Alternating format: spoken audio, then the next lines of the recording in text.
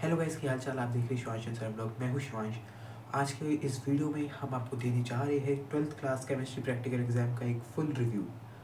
Let's start.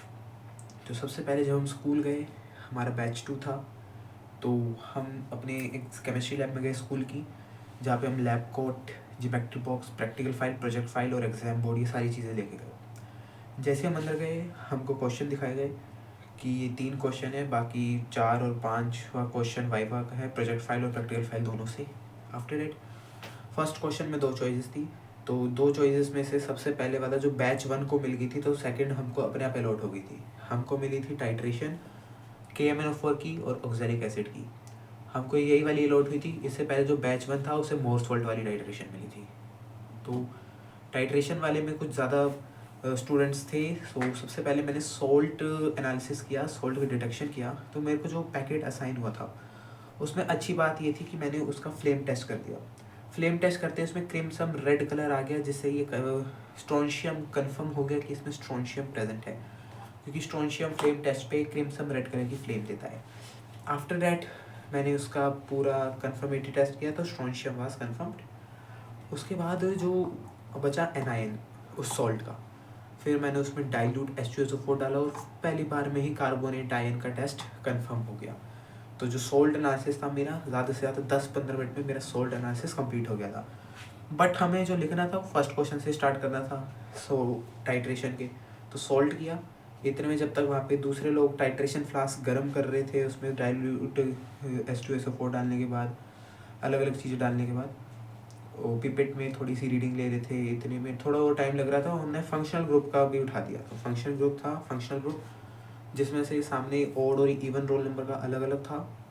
मेरे को जो ओड रोल नंबर के हिसाब से मुझे मिला था A, तो उसको मैंने उठाया। उसमें मैंने सबसे पहले लिटमस टेस्ट किया, तो रेड कलर आ गया। रेड कलर से ये कंफर्म हो गया कि ये तो या फिनॉल होगा या कार्बोक्सिलिक एसिड होगा।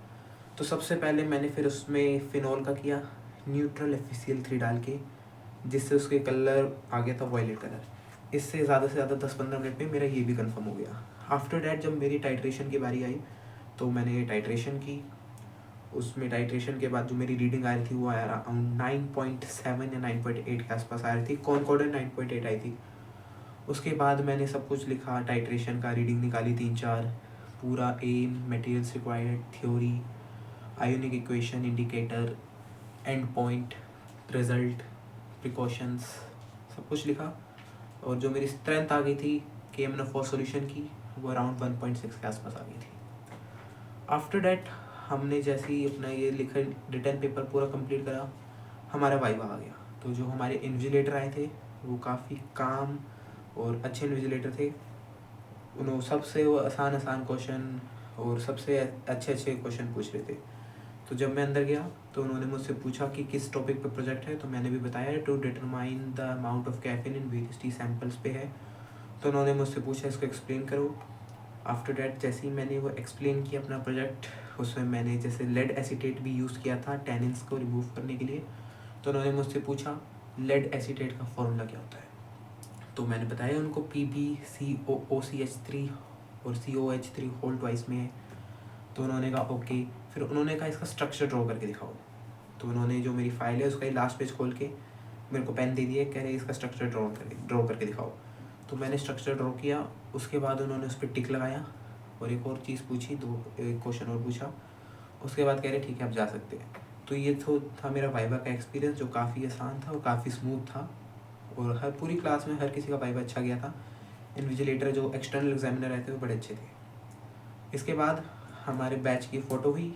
आफ्टर डैट हमारा प्रैक्टिकल कंप्लीट और हम घर आ गए। तो बस ये था मेरा छोटा सा इस एग्ज़ाम का रिव्यू। बाकी और वीडियोस के लिए सब्सक्राइब करें मेरे चैनल। Thanks for watching.